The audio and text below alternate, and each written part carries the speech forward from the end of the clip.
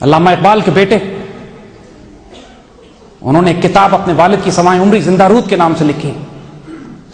زندہ رود میں فرماتے ہیں کہ علامہ اقبال نے ان کو یہ واقعہ سنایا کہ ایک مرتبہ کشمیر سے ایک سید زادے آئے اور علامہ اقبال کو دیکھ کر دھاڑے مار مار کر رونے لگے.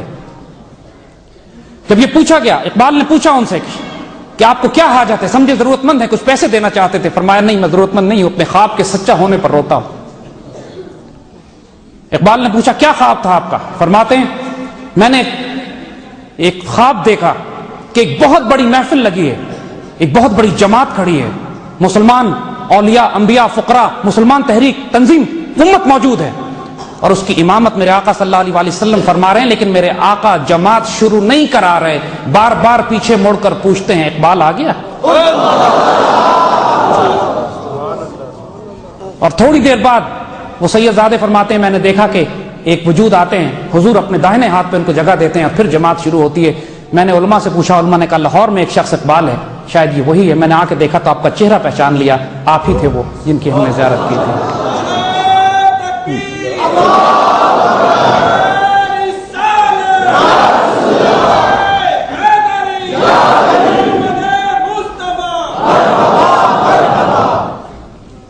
قائد اعظم کو لوگ، کانگریسی مولویوں نے قائد اعظم پر کافر اعظم کے فتوے لگائے.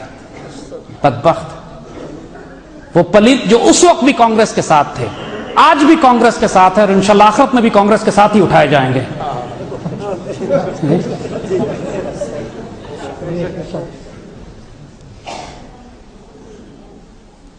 قائد اعظم سے جب یہ پوچھا گیا کہ آپ 1931 میں آپ چھوڑ کر جا چکے تھے ہندوستان، تو واپس کیوں آ گئے اس پاکستان کو قائم کرنے کے لیے؟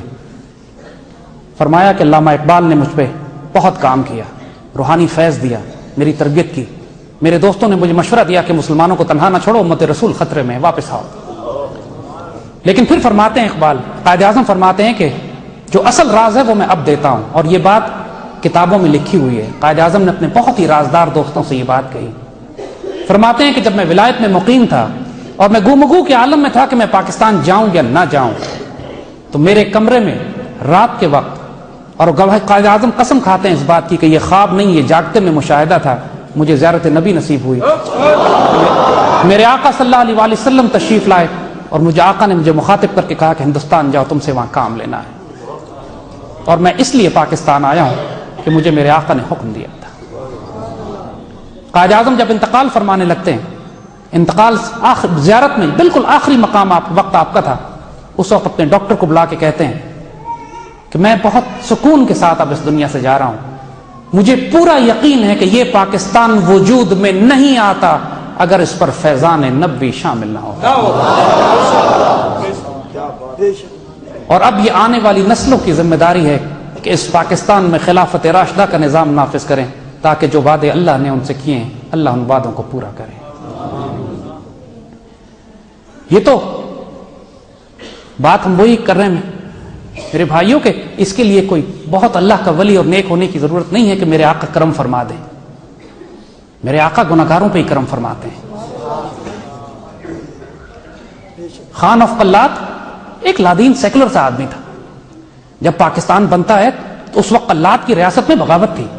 وہ یہ سوچ رہے تھے کہ پاکستان بننے جا رہا ہے، ہم اپنے آپ کو پاکستان سے الگ کر کے بلوچستان کو آزاد کر لیتے ہیں. اس وقت بھی یہ فتنے تھے جو آج پھیلے ہوئے ہیں. پچھلے دنوں خان آف قلات کا پوتا ٹیلی ویژن پہ آتا ہے. اس سے جب پوچھا گیا کہ آپ آج آزادی کی بات کرتے ہیں، جب پاکستان بن رہا تھا اس وقت کیوں نہیں آزاد ہو گئے؟ یہ پاکستان ٹیلی ویژن پہ لائیو اس نے انٹرویو دیا ہے. کہتا ہے کہ جی ہاں، ہم بھی اس وقت آزاد ہونا چاہتے تھے، لیکن میرے دادا خان آف قلات انہوں نے مشورہ کیا، سوچا، اور لوگوں نے کہا ان سے کہ پاکستان سے الگ ہو جاؤ، یہ موقع ہے ہمارے پاس، ہم آزادی کا اعلان کر دیں. لیکن رات خواب میں خان آف قلات کو میرے آقا صلی اللہ علیہ وسلم کی زیارت ہوئی. حضور نے حکم دیا پاکستان بن رہا ہے، خبردار خیانت نہ کرنا، شامل ہو جاؤ جا کے. تو اس انٹرویو لینے والے نے پوچھا کہ کیا آپ یہ کہہ رہے ہیں کہ بلوچستان پاکستان کا حصہ اس لیے بنا تھا کہ حضور صلی اللہ علیہ وسلم نے حکم دیا تھا؟ تو خان آف قلات کا پوتا کہتا ہے کہ ہم کو ہمارے بڑوں نے یہی بتایا. یہ پاکستان، اس کے تو صوبے بھی اللہ کے رسول کے حکم سے جڑے ہوئے ہیں. اور آج کے دور میں اس سے بڑی گستاخی رسول اور کوئی نہیں ہو سکتی کہ وہ پاکستان جو فیضان نبوی سے بنا ہو، جس کے صوبے بھی میرے آقا کے حکم سے جڑے ہوں، جس پر سایہ خدائے ذوالجلال ہو، جو آنے والے وقت میں امت رسول کے لیے مرکز بننا ہو، اس پاکستان کو کوئی نقصان پہنچائے۔ محترم اشفاق احمد صاحب فرماتے ہیں کہ یہ پاکستان اللہ نے صالح علیہ السلام کی اونٹنی کی طرح رکھا ہوا ہے، معجزے سے بنا تھا، معجزے سے قائم ہے اور اللہ کی نشانی ہے۔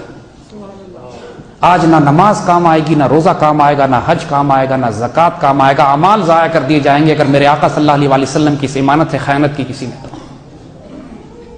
یہ پاکستان میرے آقا صلی اللہ علیہ وسلم کی امانت ہے جو ہمیں دی گئی ہے۔ آگے امت رسول کا پورا بوجھ اس کے کندھوں پہ ڈالنا ہے۔ پوری مسلمان دنیا منتشر اور انتشار کا شکار ہے۔ اللہ نے اس ملک کو جو مسلمانوں کی غیرت اور عزت کے لیے بنایا تھا، اللہ نے ایٹمی طاقت ہمیں دیا، اللہ نے خاص الخاص کرم سے معجزوں سے اس ملک کو قائم کیا۔ اس ملک کو بنانے کے لیے فقراء اور اولیاء کی جماعتیں شامل ہوئیں۔ جس وقت کانگریسی مولوی پاکستان اور قائد اعظم کے خلاف فتوے دے رہے تھے، اس وقت تمام ہندوستان کے اولیاء حضرت محترم پیر جماعت علی شاہ کی رہنمائی میں، پیر زکوری شریف، پیر صاحب مانکی شریف، بڑے بڑے اولیاء اور فقراء قائد اعظم کے پیچھے۔ اور لوگوں نے سوال کیا حضرت پیر جماعت علی شاہ صاحب سے، یہ تو انگریز نظر آتا ہے، یہ تو دیکھنے میں، فرمایا آپ نہیں جانتے ان کے راز، کام یہ ہمارا اور اللہ کے رسول کا کر رہے ہیں۔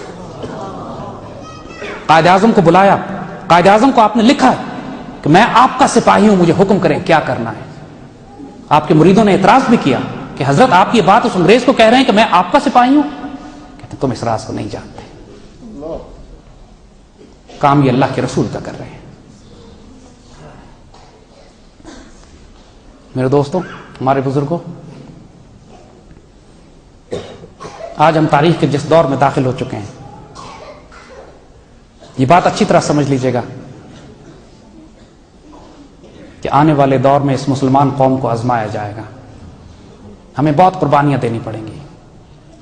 ہم جس دور میں داخل ہو چکے ہیں، اس میں مسلمانوں کے دوبارہ عروج کو حاصل کرنے کے لیے، اس پاکستان کو خلافت راشدہ کے نظام پر تعمیر کرنے کے لیے، مسلمانوں کی عزت آبرو اور حرمت کو دوبارہ اپنی شان و شوکت اور عظمت رفتہ کی طرف لے جانے کے لیے اب مسلمانوں سے قربانیاں مانگی جائیں گی۔ آپ کو اپنے بچے، اپنی جان، اپنی مال، اپنی عزت، اپنی آبرو قربان کرنی پڑے گی۔ علامہ اقبال فرماتے ہیں چمی گوئیں مسلمانوں مل ارزم کہ میدانم مشکلات لا الہ الا اللہ را۔ جب میں یہ کہتا ہوں کہ میں مسلمان ہوں تو میں خوف سے کانپنے لگتا ہوں، کیونکہ میں جانتا ہوں کہ لا الہ الا اللہ کہنے کی کیا سزا ہے،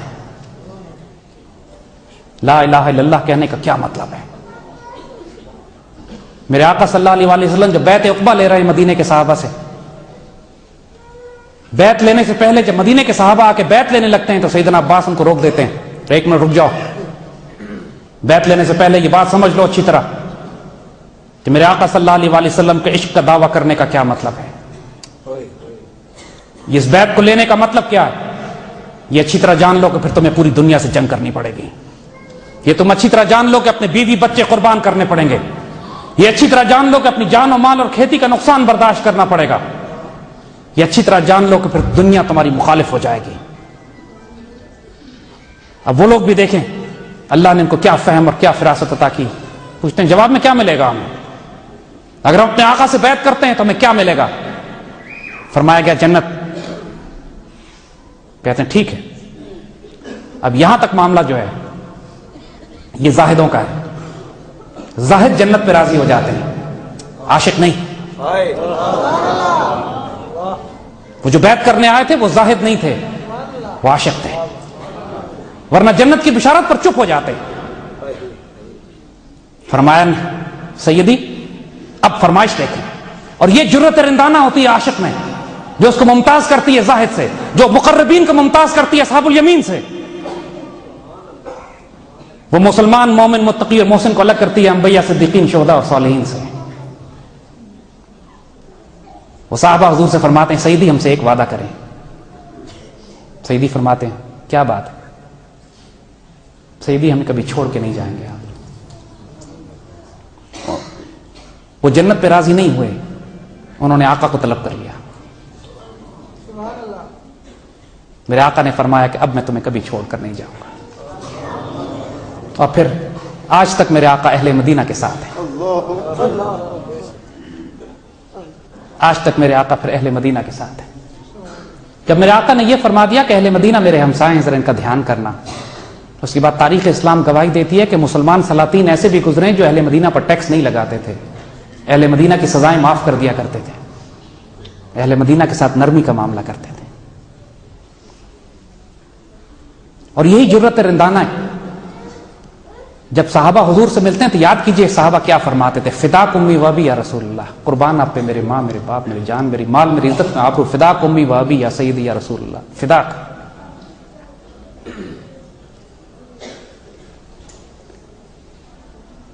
میرے دوستو، میرے آقا صلی اللہ علیہ وسلم کا ادب اور پھر خدمت. خدمت کس طرح؟ آج اپنے آقا صلی اللہ علیہ وسلم کی خدمت کس طرح کریں؟ جس سے پیار ہوتا ہے، جس سے محبت کا دعویٰ ہوتا ہے، اس کو تحفے بھیجے جاتے ہیں، اس کو تحفے بھیجے جاتے ہیں. ایک فقیر سے پوچھا گیا زکوٰۃ کتنی نکالیں؟ جواب دیتا ہے کہ زکوٰۃ فقہ کی بتاؤں، محبت کی بتاؤں یا عشق کی بتاؤں؟ اگلا حیران ہوتا ہے زکوٰۃ تو ایک ہی ہوتی ہے. فرمایا فقہ کی زکوٰۃ یہ ہے کہ اگر 100 روپے تمہارے پاس ہیں اور بچ گئے تو پھر اس میں سے 2.5 نکال کے تقسیم کر دو. فرمایا محبت کی زکوٰۃ، محبت کی زکوٰۃ یہ ہے کہ 2.5 رکھ لو، 97.5 تقسیم کر دو. اور عشق کی زکوٰۃ کہتے وہ 2.5 بھی تقسیم کر دو جو رکھے تھے تم نے. جو معاملہ مال کا ہے عشاق کے نزدیک یہی معاملہ اعمال کا بھی ہے. میرے آقا صلی اللہ علیہ وسلم سے محبت کرنے والے آپ کو درود شریف کے تحفے بھیجتے ہیں، مگر آپ کو معلوم ہے کہ عشاق کیا کرتے ہیں؟ عشاق رب کو مخاطب کر کے کہتے ہیں میرے مالک میری زندگی کے جتنے بھی گناہ ہیں وہ تو جانے، اب تیرا کام جانے، میں تیرے آسرے پہ ہوں، میرے گناہوں کا معاملہ تیرے حوالے. مجھے یقین ہے کہ تو مجھ سے میرے گمان کے مطابق سلوک کرے گا، اور میرا گمان یہ کہ تیری مغفرت میرے گناہوں پر زیادہ وسیع ہے.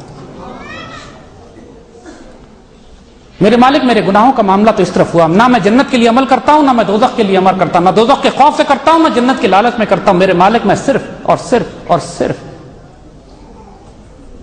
قرب رسول اور وجہ اللہ کے لیے، اللہ کی ذات کے لیے میرے مالک تیرے واسطے میں یہ عمل کرتا ہوں. تو میرے گناہوں کو تو اپنے فضل سے، اپنے کرم سے آپ دیکھ لینا. اب رہے بات میری نیک اعمال کی، اور جو میرے نیک اعمال ہیں مجھے یہ معلوم ہے کہ جو مقام میں چاہتا ہوں قرب رسول کا اور عشق رسول کا، وہ میرے اعمال اتنے ہیں ہی نہیں کہ اعمال کے اجر میں مجھے وہ مقام دے دیا جائے جو انبیاء، صدیقین، شہداء اور صالحین کے ساتھ ہوتا ہے. تو میں اپنے ان اعمال کو بھی تحفہ بنا کر آقا کے قدموں میں پیش کرتا ہوں. اب نہ میرے پلے گناہ، نہ میرے پلے نیکیاں، میں نے نیکیاں اپنی آقا کے قدموں میں قربان کی، میرے گناہ اپنے کرم سے معاف کر دینا. میرے مالک میں صرف اور صرف اور صرف اپنے آقا کے عشق اور ادب اور محبت میں رہنا چاہتا ہوں، اور اس کرم میں رہنا چاہتا ہوں جو میرے آقا مجھے عطا فرماتے ہیں. میں اس پہ راضی ہوں جو میرے آقا مجھے دیں. مجھے اپنی کمائی پہ تکبر نہیں، مجھے اپنی کمائی پہ آسرا نہیں، مجھے اپنی کمائی پر بھروسہ نہیں. جو کچھ میں نے کمایا، میرے حج، میری نیکیاں، میری زکوٰۃ، میرے صدقات، میرے خیرات، میرے درود شریف، میری نمازیں، سب کچھ میں تحفہ پیش کرتا ہوں. میرے مالک تیرے واسطے کیا، تو نے قبول فرمایا، تو میرے آقا کو تحفہ دے دے. یہاں پر 20-20 سال کے بچے ایسے ہیں جو ظاہراً یونیورسٹیز اور کالجز میں پڑھتے ہیں لیکن رات کو سوتے نہیں جب تک دن بھر کے نیک اعمال اپنے آقا کو تحفے میں بھیج نہ دیں. عشق رسول کسی کی میراث نہیں. ادب رسول اور خدمت رسول، عشق رسول دربار نبی سے عطا ہوگا انشاءاللہ. اور پھر جس کو عشق رسول عطا ہوتا ہے اس کی نشانیاں آپ کے وجود میں بتاتے ہیں. یہ ممکن نہیں ہے کہ جس کو عشق رسول عطا ہو اور اس سے آپ کو عشق رسول کی خوشبو نہ آئے. یہ نہیں ہوتا کہ مجھے اللہ کے رسول سے عشق بھی ہے لیکن میرا دل پتھر کا ہے، ایسا نہیں ہے. مجھے اللہ کے رسول سے عشق بھی ہے لیکن اس کا چہرہ مکروہ ہے، ایسا نہیں ہے. مجھے اللہ کے رسول سے عشق بھی ہے اور اللہ کے رسول کا فیض اس کے وجود سے نکلتا نہ ہو، ایسا ہو نہیں سکتا. میرے آقا صلی اللہ علیہ وسلم جب کرم فرماتے ہیں، جب اپنا فیض عطا فرماتے ہیں، جب اپنا عشق عطا فرماتے ہیں، پھر وہ میرے آقا کے عشق کا وسیلہ اور فضیلہ بھی بنتا ہے.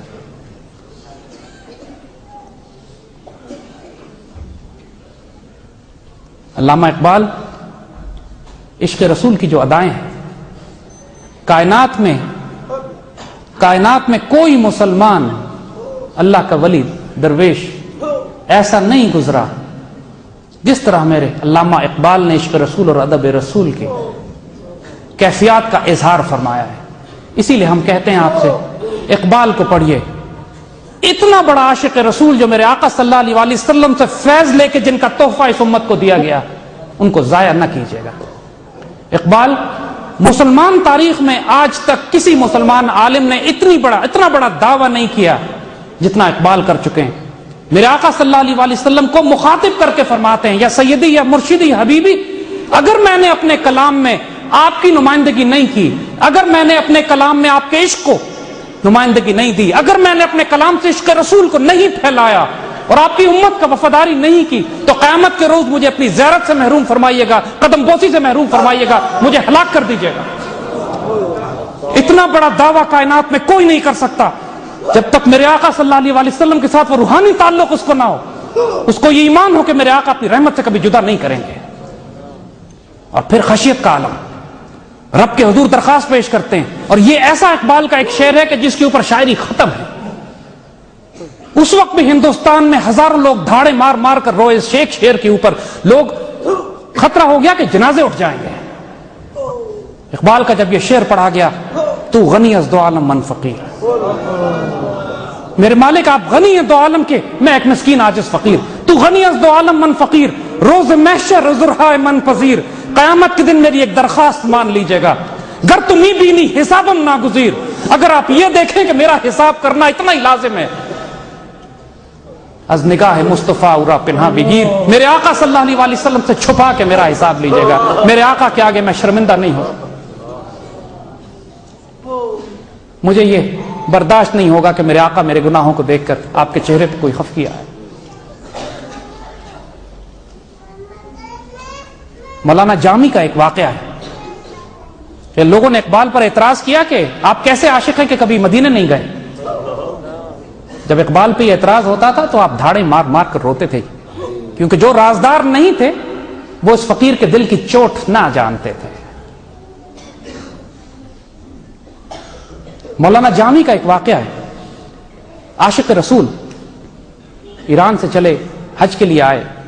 اس زمانے میں زندگی میں ایک ہی سفر ہوتا تھا, بار بار اس طرح کے سفر نہیں تھے.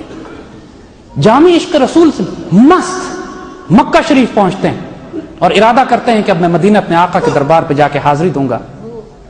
مکہ کے گورنر آتے ہیں اپنی فوج کے ساتھ, جامی کو روک دیتے ہیں, بڑے ادب سے روکتے ہیں, ہاتھ چومتے ہیں, قدم بوسی کرتے ہیں, اپنے ساتھ تخت پہ بٹھاتے ہیں اور کہتے ہیں سیدی میں ہاتھ جوڑتا ہوں لیکن میں آپ کو مدینے جانے کی اجازت نہیں دے سکتا. جامی رونے لگتے ہیں, کیا بات ہے, آپ مجھے کیوں روکتے ہیں؟ کسی مجرم کے ساتھ سلوک ہو, سختی کی جائے, میں نے کوئی جرم کیا, لیکن گورنر تو عزت دے رہا ہے, ہاتھ چوم رہا ہے, خدمت کر رہا ہے, رو رہا ہے, درخواست کر رہا ہے کہ میرے لیے دعا کریں, اور پھر ساتھ یہ بھی کہہ رہا ہے حضور مدینہ تشریف نہ لے جائیے گا. جامی نے پوچھا کہ کیا بات ہے, کیوں روکتے ہو؟ وہ گورنر کہتا ہے مجھے رات میرے آقا صلی اللہ علیہ وسلم کی خواب میں زیارت نصیب ہوئی ہے. میرے آقا نے مجھے آپ کا تعارف کرایا ہے اور فرمایا ہے کہ میرا یہ عاشق اس وقت مکے میں موجود ہے, اس کو مدینے نہ آنے دینا. یہ اتنا بڑا عاشق ہے میرا کہ اگر یہ روضے پاک پر آ کے سلام کرے گا تو مجھے شریعت کے قاعدے توڑ کر جواب دینا پڑے گا. اس عاشق کو مدینے میں مت پہنچنے دینا, اس کو روک دو. اور لیکن ساتھ یہ خوشخبری بھی میرے آقا نے سنائی کہ جامی سے فرمایا کہ آپ واپس چلے جائیے, انشاءاللہ ہر روز خواب میں زیارت ہوگی اور ملاقات ہوگی. اس خوشخبری کے بعد جامی کو تسلی ہوتی ہے, آپ واپس ایران تشریف لے جاتے ہیں, اور جب تک آپ جیتے ہیں الحمدللہ ہر روز میرے آقا کی زیارت نصیب ہوتی ہے. ظاہر میں دیکھنے والے فتویٰ لگائیں کہ جامی کیسے عاشق ہیں, مدینہ تشریف لے کے نہیں گئے, لیکن یہ راز دل والے جانتے ہیں کہ بعض عاشق ایسے ہوتے ہیں کہ اگر وہ مدینہ چلے جائیں تو پھر واپس نہیں لوٹتے, یا شریعت کے قاعدوں کو توڑنا پڑتا ہے. علامہ اقبال بھی ایسے ہی عاشق تھے. ان کی ڈیوٹی میرے آقا صلی اللہ علیہ وسلم نے خطہ زمین میں لگائی تھی جس نے مدینہ ثانی بننا تھا. میرے دوستو یہ چھوٹی بات نہیں ہے کہ یہ لفظ پاکستان, یہ لفظ پاکستان, اس کا عربی زبان میں ترجمہ کریں عربی زبان میں، اس کا تو مدینہ طیبہ بنتا ہے۔ پہلا کلمہ طیب، طیب مانے پاک، اور استان کہتے ہیں مدینہ کو عربی میں، علاقہ۔ پاکستان کا مطلب ہے طیب مدینہ یا مدینہ طیبہ۔ یہ خطہ زمین، اس کو چھوٹا نہ سمجھیے گا، یہ خطہ زمین ممتاز مفتی اپنی کتاب میں لکھتے ہیں، اور یہ باتیں ہم اپنی طرف سے نہیں کہہ رہے، جس کو شکایت ہو بزرگوں کی کتابیں اٹھائیں اور پڑھ لیں۔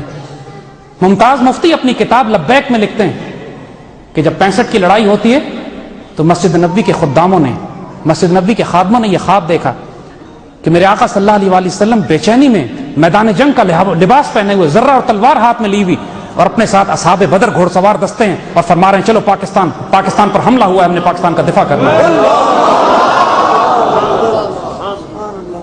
ہمارے بزرگوں نے سینکڑوں واقعات یہ سنائے بھی ہیں، کتابوں میں لکھے ہیں، اخباروں میں چھپے ہیں کہ کس طرح بھارتی طیارے آ کے جب حملہ کرتے تھے تو نیچے سبز پگڑی والے ایسے گھوڑ سوار جن کی تلواروں سے روشنیاں نکلتی تھی، وہ دشمن کی فوج کا مقابلہ کرتے تھے۔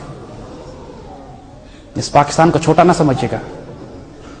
میرے آقا صلی اللہ علیہ وسلم کے دربار پہ اگر آواز بھی بلند کر دی تو اعمال ضائع ہو جاتے ہیں۔ آواز بلند کرنے کا مطلب یہ نہیں کہ اذان نہ دی جائے، آواز بلند نہ کی جائے۔ ایک صحابی، شروع میں لوگ اس کے مفہوم کو ظاہری سمجھے، ایک صحابی جن کی آواز فطرتاً بلند تھی، رونے لگے، میں تو تباہ و برباد ہو گیا، ہلاک ہو گیا، میری تو آواز ہی اونچی ہے۔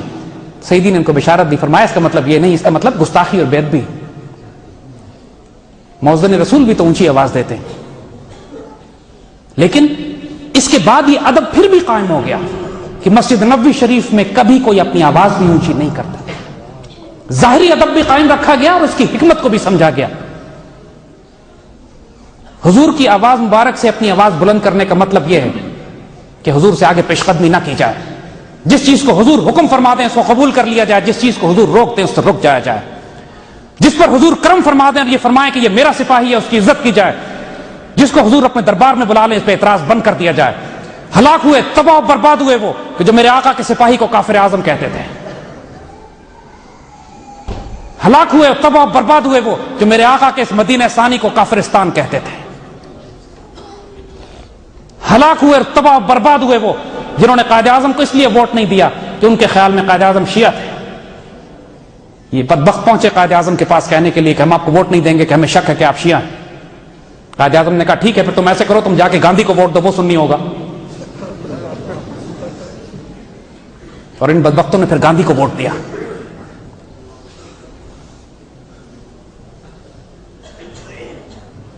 آج کے دور میں میرے آقا صلی اللہ علیہ وسلم نے جو تحفہ آپ کو دیا ہے یہ پاکستان ہے، اسے خیانت نہ کیجیے گا۔ یہ تحفہ صلی علیہ السلام کی اٹھنی بھی ہے، وقت کا مدینہ ثانی بھی ہے، امت رسول صلی اللہ علیہ وسلم کی ایمانت بھی ہے، میرے آقا کا تحفہ بھی ہے، اس پر سایہ خدا ذوالجلال بھی ہے۔ اس پر جو کچھ قربان کرنا پڑے قربان کریں، فدا کا امی وابی قربان یا سیدی آپ کے اوپر، میرے ماں، میرے باپ، میری جان، میرے مال، میری عزت، میری آبرو، میرا سب کچھ۔ یہ سوال نہیں کرنا کہ میرے آقا نے مجھے کیا دیا، سوال یہ کرنا میں نے اپنے آقا پر کیا فدا کیا، کیا چھوڑ دیا، کچھ نہیں باقی۔ صدیق کے لیے بس اللہ، اس کا رسول بس۔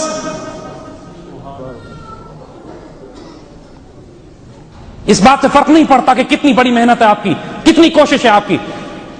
جب غزوہ تبوک کے موقع پر سامان طلب کیا گیا، سیدنا عمر فرماتے ہیں آج میں سب سے زیادہ سامان لے کے جاؤں گا، گھر کے 2 حصے کیے، آدھا سامان لے کے میرے آقا کی خدمت میں پہنچے۔ سیدنا ابو بکر صدیق رضی اللہ تعالیٰ عنہ گھر کا پورا سامان سمیٹ کر پہنچے ہوئے تھے۔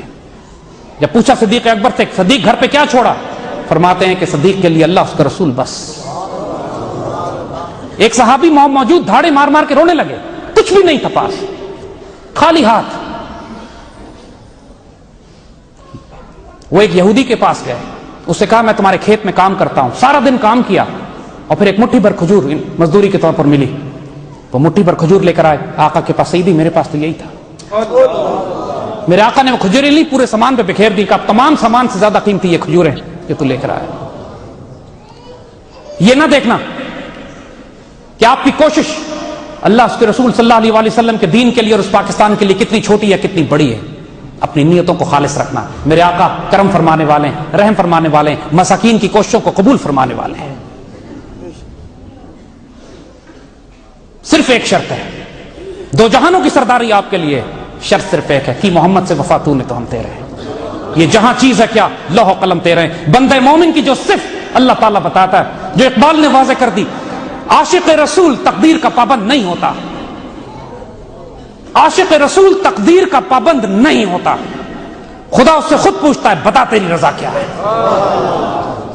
عاشق رسول کوئی اندازہ کر سکتا ہے اس کے زور بازو کا کہ نگاہ مرد مومن سے بدل جاتی ہیں تقدیریں۔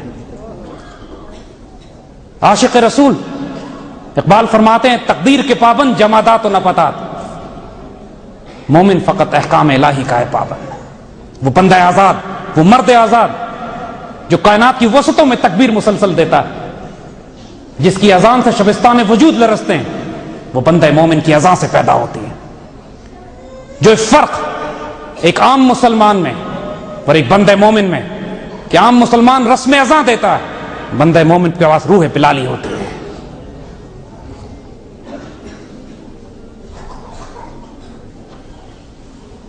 میرے بھائیوں، اپنی زندگی کا یہ تحفہ آج اس محفل میں، آج اس مہینے کی برکت سے میرے مالک نے اگر ہمیں اکٹھے ہونے کی اجازت دی ہے، تو اس تحفے کو سمیٹ کے اپنے ساتھ لے کے جاؤ۔ عہد کر لو کہ آج کے بعد زندگی کا کوئی دن ایسا نہیں گزرے گا جس دن میرے آقا صلی اللہ علیہ وسلم کو شعوری طور پر آپ کوئی تحفہ نہ بھیجو۔ ہم اپنے آقا صلی اللہ علیہ وسلم کو اپنا نبی تو مانتے ہیں، اپنا مرشد تسلیم نہیں کرتے ہیں۔ مرشد کا مطلب ایک ذاتی روحانی فیض، جس سے پیار ہوتا ہے، جس سے عشق ہوتا ہے، اس سے فیض لیا بھی جاتا ہے، اس کو تحفے بھیجے بھی جاتے ہیں۔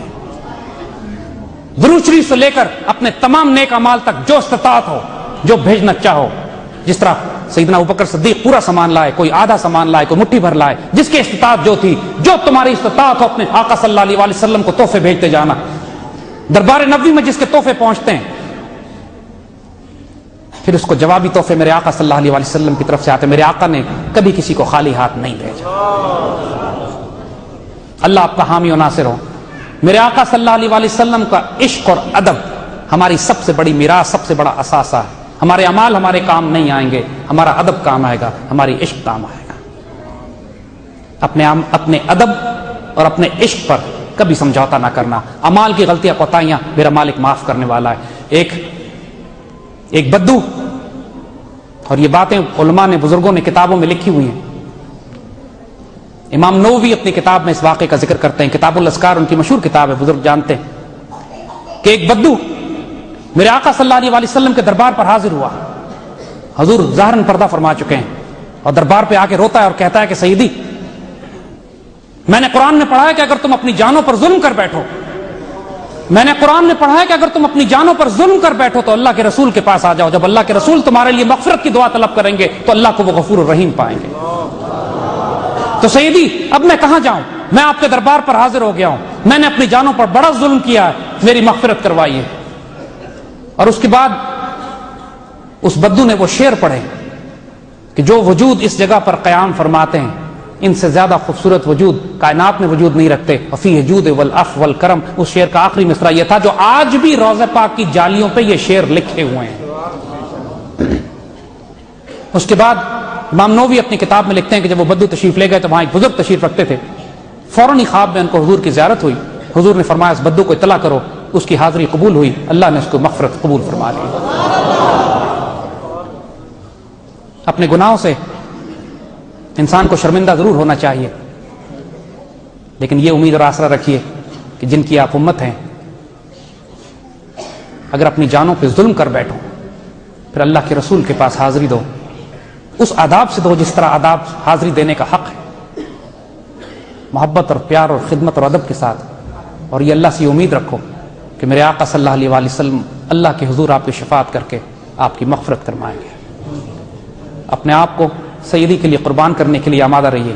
نیتوں کے کھیل ہیں یہ سارے، کوئی اعمال کرتا ہے جنت کی نیت سے، کوئی اعمال کرتا ہے دنیا کو دکھانے کے لیے، کوئی اعمال کرتا ہے دوزخ کے خوف سے، کوئی اعمال کرتا ہے سیدی کی محبت میں۔ اعمال سب ایک جیسے ہیں، نیتوں کے فرق سے کائناتیں بدل جاتی ہیں۔